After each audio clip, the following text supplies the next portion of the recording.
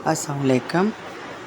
हज़रत हसन बसरी रहमतुल्लाह अलैह का ज़माना है। आपकी एक शागिर्दा जो बाकायदा आपका दर्स सुनने आती थी, नहायत इबादत गुजार थी। इस बेचारी के जवानी में खामन चल बसा। उसने दिल में सोचा, एक बेटा है, अगर मैं दूसरा निकाह कर लूँ तो फिर मुझे तो दूसरा खामन मिल जाएगा, लेकिन मेरे बच्चे की ज़िंदगी बर्बाद हो जाएगी। अब वो बच्चा जवान होने के करीब है, यही मेरा सहारा है। लिहाजा इस अजीम माँ ने यही सोचकर अपने जज्बात की कुर्बानी दी। बेवा औरत घर में बच्चे का पूरा ख्याल रखती है, लेकिन जब वो बच्चा घर से बाहर निकल जाता तो माँ से निगरानी न हो पाती। अब इस बच्चे के पास माल की कमी न थी, उठती हुई जवानी भी थी। ये जवानी दीवानी मस्तानी हो जाती है। चुनांचे वो बच्चा बुरी सोबत में गिरफ़्तार हो गया, शबाब और शराब के कामों में मसरूफ़ हो गया। माँ बराबर समझाती, लेकिन बच्चे पर कुछ असर ना होता। चिकना घड़ा बन गया था, मतलब माँ की कोई बात नहीं मानता था। वो इसको हज़रत हसन बसरी रहमतुल्लाह अलैह के पास लेकर आई।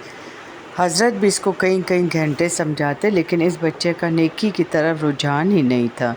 हज़रत के दिल में भी ये बात आई कि शायद इसका दिल पत्थर बन गया है, मोहर लग गई है। बहरहाल माँ तो माँ होती है। माँ इसे प्यार से समझाती रही, मेरे बेटे नेक बन जाओ, तुम्हारी ज़िंदगी अच्छी हो जाएगी। कई साल बुरे कामों में लगकर उसने अपनी दौलत के साथ अपनी सेहत भी तबाह कर ली और उसके जिस्म पर लाइलाज बीमारियां पैदा हो गई।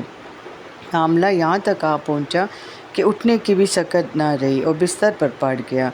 अब इसको आखिरत का सफ़र सामने नज़र आने लगा। माँ ने फिर समझाया, बेटा तुमने अपनी ज़िंदगी तो ख़राब कर ली, अब आखिरत बना ले और तौबा कर ले। अल्लाह ताला बड़ा गफूर रहीम है, वो तुम्हारे तमाम गुनाहों को माफ़ कर देगा। जब माँ ने समझाया, उसके दिल पर कुछ असर हुआ। कहने लगा, माँ मैं कैसे तौबा करूँ, मैंने बहुत बड़े बड़े गुनाह किए हैं। माँ ने कहा, बेटा हज़रत से पूछ लेते हैं। बेटे ने कहा, माँ मेरी ख्वाहिश है अगर मैं फ़ौत हो जाऊँ तो मेरा जनाजा हज़रत हसन बसरी रहमतुल्लाह अलैह पढ़ाएँ।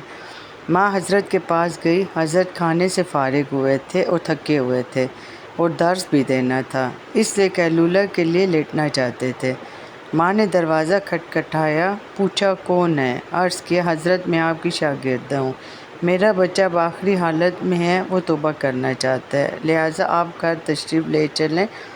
हज़रत ने सोचा, ये फिर धोखा दे रहा है और मेरा वक्त ज़ाया करेगा और अपना भी वक्त ज़ाया करेगा। सालों गुजर गए, अब तक कोई बात असर न कर सकी, अब क्या करेगी।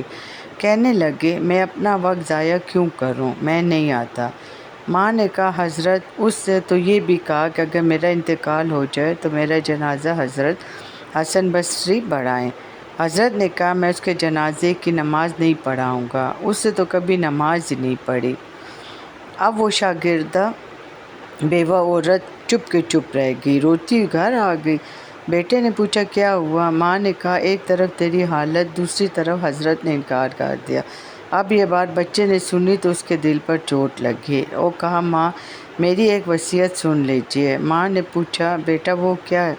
कहा, अम्मी मेरी वसीयत ये है कि जब मेरी जान निकल जाए तो सबसे पहले अपना दुपट्टा मेरे गले में डालना, मेरी लाश को कुत्ते की तरह शहद में घसीटना, जिस तरह मरे हुए कुत्ते की लाश घसीटी जाती है।